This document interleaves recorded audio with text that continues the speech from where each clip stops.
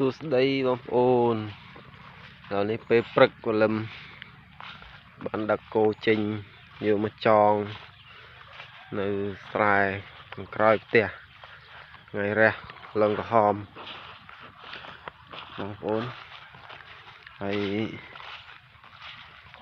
ចំណែកក្រោលគោខាងនោះគឺក្រោលគោរបស់បងជីដូនមួយខ្ញុំក្រោលគោគាត់នៅដាច់ឆ្ងាយពីភូមិដែរ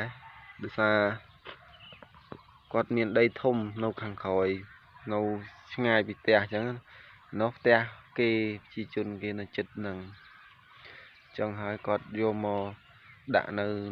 ដីគាត់នៅក្បែរផ្ទះគេនេះតែដីគាត់ផ្ទះគាត់នៅឆ្ងាយផ្ទះគាត់នៅខាងជើងនឹងហើយ 4-500 ម៉ែត្រមេនេះដាក់ឈ្មោលហើយបានក្បាល2 ខែហើយបងប្អូនមើលបងប្អូនជួយមើលតើវា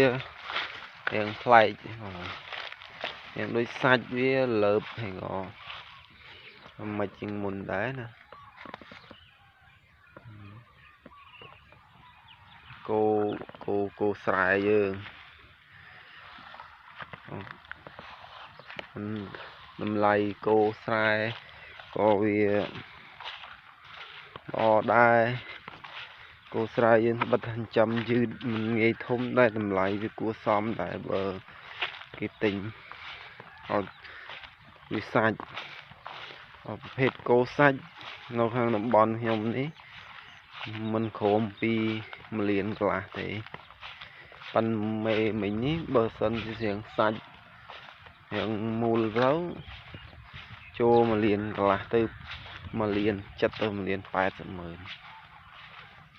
ព្រោះគោទិញតំបន់ខ្ញុំគោគេទិញមក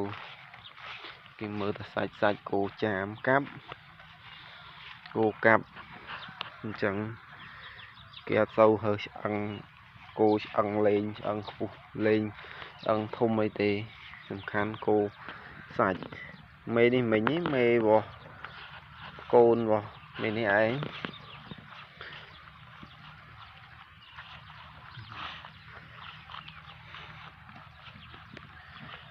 ស្មៅមានគាត់ថាវាអត់សូវមានស្មៅវែងប៉ុន្មានទេវាមានមុំខាន់បិចមេនេះក៏ដាក់ឈ្មោះហើយដែរនេះចំណែកនេះកូនវានេះឯងប្រុសតបគោខ្មែរសុទ្ធតែម្ដងដោយសារ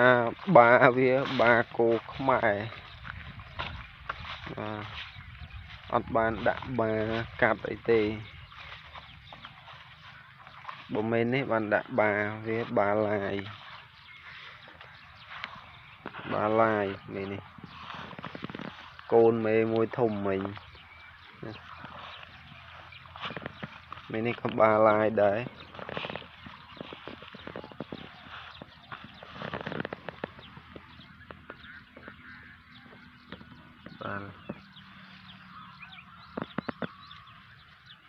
កូនវាមួយនេះឯង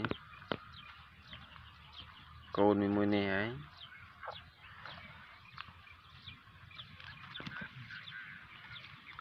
អរគុណច្រើនបងប្អូន